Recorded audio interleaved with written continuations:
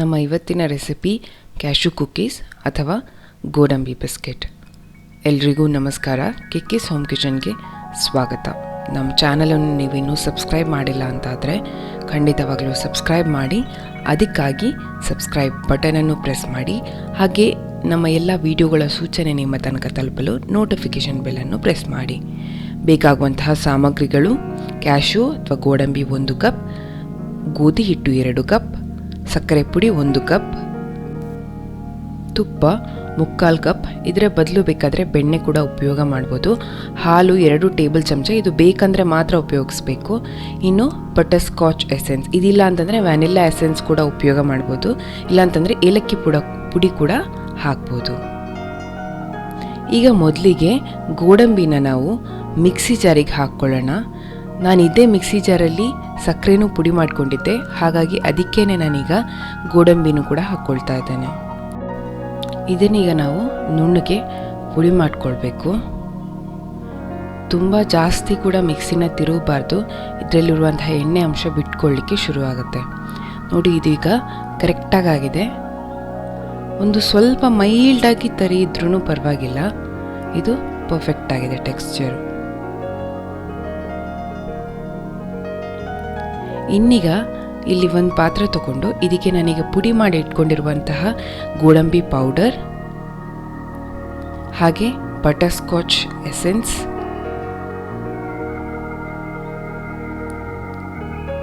ಇನ್ನೀಗ ಇಲ್ಲಿ ಗೋಧಿ ಹಿಟ್ಟು 2 ಕಪ್ ಇಟ್ಕೊಂಡಿದ್ದೆ, ಅದನ್ನೆಲ್ಲ ಹಾಕ್ಕೊಳ್ತೇನೆ. ಇದ್ರ ಬದಲು ನೀವು ಬೇಕಾದ್ರೆ ಮೈದಾ ಕೂಡ ಉಪಯೋಗ ಮಾಡ್ಬೋದು. ಇಲ್ಲಾಂತಂದರೆ 1 ಕಪ್ ಮೈದಾ 1 ಕಪ್ ಗೋಧಿ ಕೂಡ ಉಪಯೋಗ ಮಾಡ್ಬೋದು. ಇನ್ನಿಲ್ಲಿ ಸಕ್ಕರೆ ಪುಡಿ, ಇದು 1 ಕಪ್. ಸಕ್ಕರೆ ಅಂಶನ ಬೇಕಾದ್ರೆ ಒಂದು ಸ್ವಲ್ಪ ಕಡಿಮೆ ಕೂಡ ಮಾಡ್ಕೋಬೋದು. ಈಗ ಇದನ್ನೆಲ್ಲ ನಾವು ಚೆನ್ನಾಗಿ ಮಿಕ್ಸ್ ಮಾಡ್ಕೊಳ್ಬೇಕು. ಬೇಕಂದರೆ ಕೈಯಲ್ಲಿ ಮಿಕ್ಸ್ ಮಾಡ್ಕೊಳ್ಳಿ. ಇದರಲ್ಲಿ ಯಾವುದೇ ರೀತಿಯಾದಂತಹ ಗಂಟುಗಳು ಇರಬಾರ್ದು, ಅಲ್ಲಿ ತನಕ ನೀವು ಇದನ್ನು ಚೆನ್ನಾಗಿ ಮಿಕ್ಸ್ ಮಾಡಬೇಕು. ಈಗ ಇದಾಗಿದೆ. ಇನ್ನಿದಕ್ಕೆ ತುಪ್ಪ 3/4 ಕಪ್ ಆಗುವಷ್ಟು ತುಪ್ಪ ಇದೆ. ಒಂದು 2 ಚಮಚ ಆಗುವಷ್ಟು ತುಪ್ಪನ ಹಾಗೆ ಬಿಟ್ಕೊಳ್ಳಿ. ಅದು ಬಿಟ್ಟು ಮಿಕ್ಕಿರೋದನ್ನೆಲ್ಲ ಹಾಕ್ಕೊಂಡು ಇನ್ನೀಗ ನಾವಿದನ್ನು ಚೆನ್ನಾಗಿ ಮಿಕ್ಸ್ ಮಾಡ್ಕೊಳ್ಬೇಕು. ಕೈಯಲ್ಲೇ ಮಿಕ್ಸ್ ಮಾಡ್ಕೊಳ್ಳಿ. ಸ್ವಲ್ಪ ಸಮಯ ಹಿಡಿಯುತ್ತೆ, ಆದರೆ ಇದನ್ನು ನೀವು ಚೆನ್ನಾಗಿ ಮಿಕ್ಸ್ ಮಾಡ್ತಾ ಇದ್ದಾಗೆ ಇದು ಒಂದು ಹಿಟ್ಟಿನ ಹದಕ್ಕೆ ಬರುತ್ತೆ. ಈ ರೀತಿ ನಾವು ಮಿಕ್ಸ್ ಮಾಡ್ಕೊಳ್ಳುವಾಗ ನಿಮ್ಗೇನಾದ್ರು ತುಪ್ಪ ಕಡಿಮೆ ಆಯಿತು ಅಂತ ಅನ್ಸಿದ್ರೆ ಮಾತ್ರ ಅಂಥ ಸಂದರ್ಭದಲ್ಲಿ ಹಾಲಿನ ಉಪಯೋಗ ಮಾಡಿ. ಹಾಲು ಅಷ್ಟೇ ತುಂಬ ಜಾಸ್ತಿ ಹಾಕ್ಕೊಳ್ಬೇಡಿ. 1 ಚಮಚ ಒಂದು ಸತಿಗೆ ಹಾಕ್ಕೊಂಡು ಮತ್ತೆ ಬೇಕಾದ್ರೆ ಜಾಸ್ತಿ ಹಾಕ್ತಾ ಹೋಗಿ. ಈಗ ಪರ್ಫೆಕ್ಟಾಗಿ ಬಂದಿದೆ. ನಾನಿಲ್ಲಿ ಯಾವುದೇ ರೀತಿಯಾಗಿ ಹಾಲು ಉಪಯೋಗ ಮಾಡಿಲ್ಲ, ಆದರೆ ಒಂದೊಂದು ಸತಿ ಒಂದೊಂದು ಹಿಟ್ಟಿನ ಗುಣ ಇರುತ್ತೆ, ಅವಾಗ ಹಾಲು ಬೇಕಾಗಿ ಕೂಡ ಬರಬಹುದು. ಈಗಿದು ಪರ್ಫೆಕ್ಟಾಗಿದೆ. ಇನ್ನು ನಾನಿಲ್ಲಿ ಕುಕ್ಕರ್ ಹಾಗೆ ಓವನ್ ಎರಡರಲ್ಲೂ ಯಾವ ರೀತಿ ಮಾಡೋದು ಅನ್ನೋದನ್ನು ಇವತ್ತು ತೋರಿಸ್ಕೊಡ್ತಾ ಇದ್ದೇನೆ. ಅದಕ್ಕೋಸ್ಕರ ಮೊದಲಿಗೆ ಕುಕ್ಕರನ್ನು ಪ್ರೀಹೀಟ್ ಮಾಡ್ಕೊಳ್ಳೋಣ.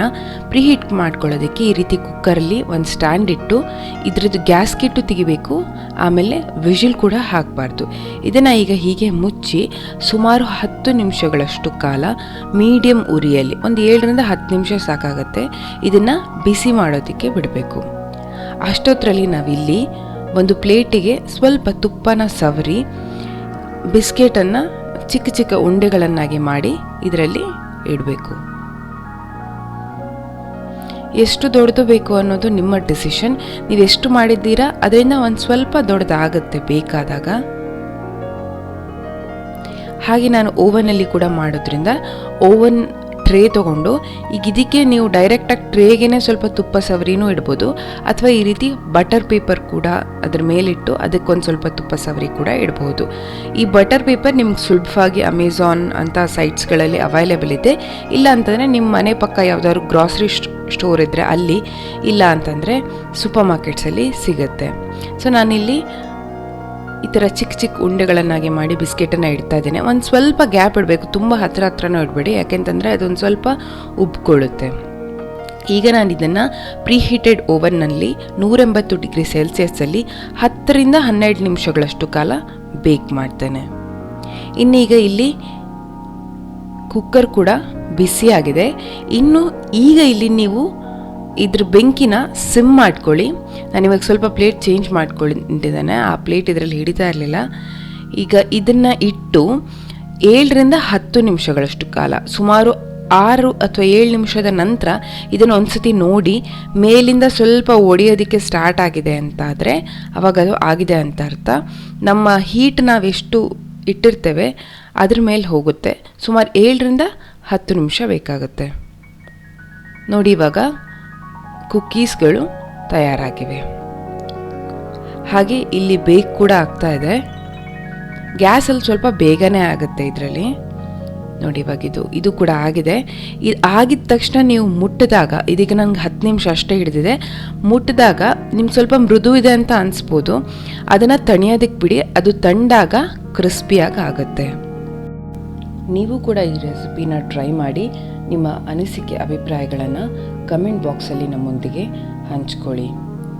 ಈ ವಿಡಿಯೋ ಇಷ್ಟವಾದಲ್ಲಿ ಲೈಕ್ ಮಾಡಿ, ಶೇರ್ ಮಾಡಿ, ಹಾಗೆ ನಮ್ಮ ಚಾನಲನ್ನು ಸಬ್ಸ್ಕ್ರೈಬ್ ಕೂಡ ಮಾಡಿ. ಇದರ ಡೀಟೇಲ್ಡ್ ರೆಸಿಪಿ ನಮ್ಮ ಬ್ಲಾಗ್ ಕೇಕೀಸ್ ಹೋಮ್ ಕಿಚನಲ್ಲಿದೆ. ಅದರ ಅಡ್ರೆಸ್ ಡಿಸ್ಕ್ರಿಪ್ಷನ್ ಬಾಕ್ಸಲ್ಲಿ ಕೊಟ್ಟಿರ್ತೇನೆ. ಧನ್ಯವಾದಗಳು.